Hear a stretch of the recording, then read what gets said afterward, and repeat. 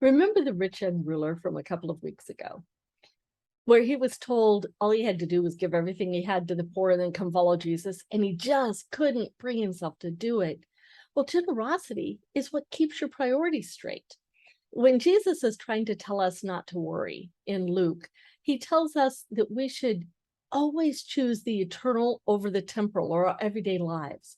It's our everyday lives get so real to us that we forget there's more than just these few years we have on earth.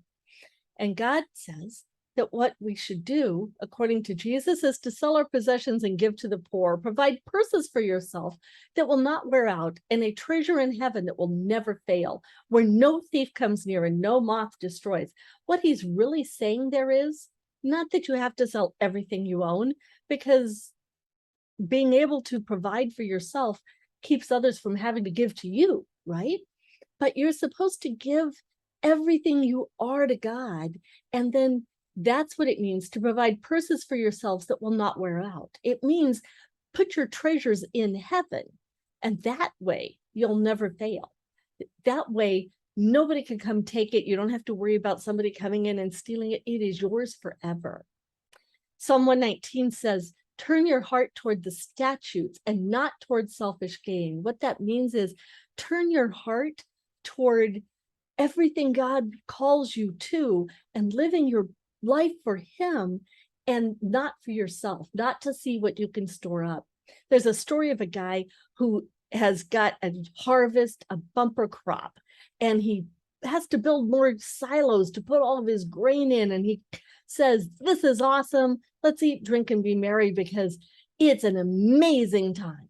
And we have everything we're going to need for a long time. And Jesus says, yeah, but what happens if this is the last day on earth?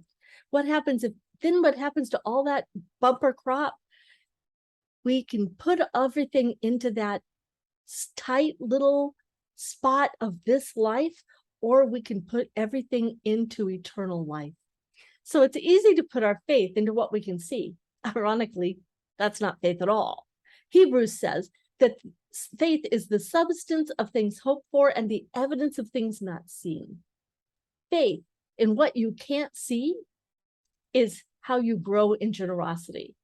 It's about where you keep what you treasure most. So I have a challenge for you.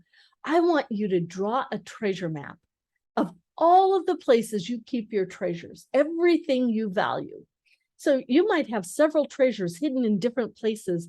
Draw a map of that. Now, I'm asking you to go back and look at the map after you've drawn it and see, is that map leading you closer to or farther away from God?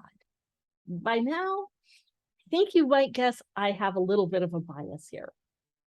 I'll be interested to hear all about your treasure map.